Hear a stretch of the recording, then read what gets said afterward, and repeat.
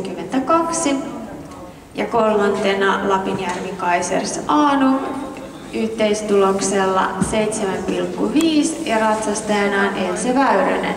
Ja odottelemme sitten, sieltä saapuukin vielä 4. Le Petit Prince Carros tuloksella 7.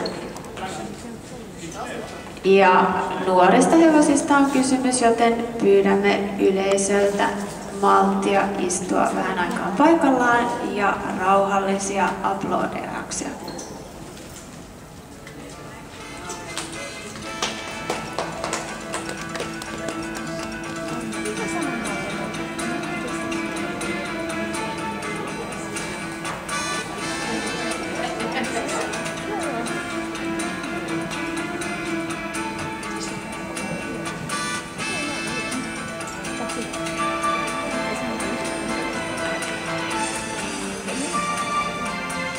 Ruusukkeensa siis sai jo Seaside Maestro ja tässä palkitaan parhaillaan San Floresco S.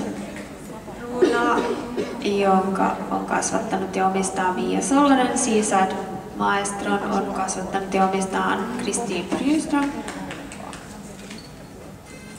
Ja kolmantena meillä oli Lapinjärvi Kaiser Aanu,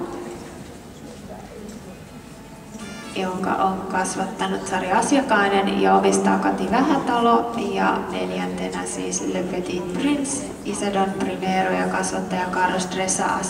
Ja huomion arvoistahan on, että kaikki nämä 4 hevosta ovat myynnissä.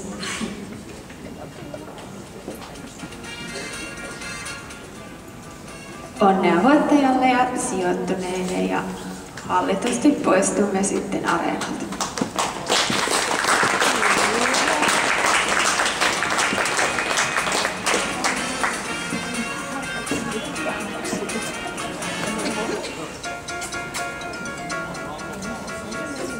Aikataulun mukaisesti jatkamme välittömästi 4-vuotiaiden hevosten ratsastusluokkaan ja tämä ensimmäinen ryhmä voi saapua areenan sisään tutustumaan.